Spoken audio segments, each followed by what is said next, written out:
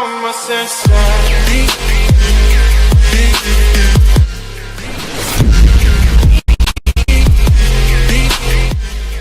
The commander of the no-told coalition in Afghanistan, U.S. Army Gen. John Nicholson, said Thursday that Pakistan had not changed its behavior since President Donald Trump announced his new policy for Afghanistan and the wider region, a policy that specifically called on Pakistan to do more. "No, I haven't seen any change yet in their behavior," Nicholson told reporters following a meeting of the NATO defense ministers in Brussels when asked whether he had seen any increased cooperation from Pakistan with regards to eliminating Taliban sanctuaries.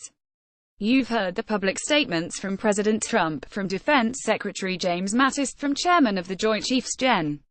Joseph Dunford, from Secretary of State Rex Tillerson, so we are engaging at the very highest levels with the Pakistanis to work together with them against these terrorists that are undermining the stability of the entire region," Nicholson added.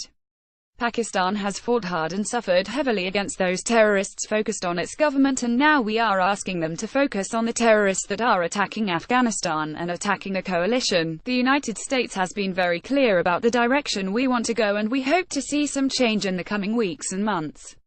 Mattis told reporters at the ministerial meeting Thursday that the Trump administration was enlisting the international community to help encourage Pakistan to crack down on the Afghan Taliban via a series of incentives and disincentives.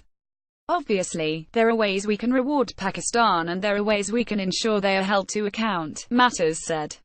"We are going to work with Pakistan and make this work," he added. Last month, Trump praised Pakistan for its role in helping recover U.S. citizen Caitlin Coleman and her family, who had been held by the Haqqani network, a branch of the Taliban. The Pakistani government's cooperation is a sign that it is honoring America's wishes for it to do more to provide security in the region, Trump said following their recovery.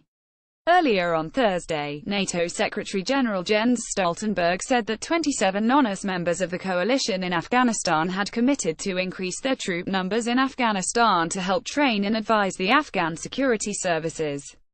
The plan is to increase the size of the NATO mission in Afghanistan from 13,000 to 16,000, Stoltenberg said, with the goal of having half of those forces come from countries other than the US. These reinforcements will join the approximately 3,000 additional U.S. troops that were ordered to Afghanistan as part of Trump's new strategy. Those U.S. troops will support both the NATO mission and a U.S. counter-terrorism mission. The U.S. currently has about 14,000 troops in the country alongside approximately 6,000 from other nations. But despite those additional Allied contributions, U.S. military commanders said this week that the coalition still needed more troops to help train and advise the Afghan security forces. U.S. commanders are specifically looking for allies to provide troops to help train Afghans in their officer academies and military specialization schools, freeing U.S. troops to go out into the field and advise Afghan soldiers at the brigade and battalion levels, where the U.S. advisors can provide support and call in airstrikes to assist Afghan forces on the front line. "We need the allies to fill these billets, and especially things like the schooling system, so that Americans can do the things that only Americans can," Nicholson told reporters on Wednesday, referring to the new authorities and troops allowing U.S. forces to advise closer to the fight.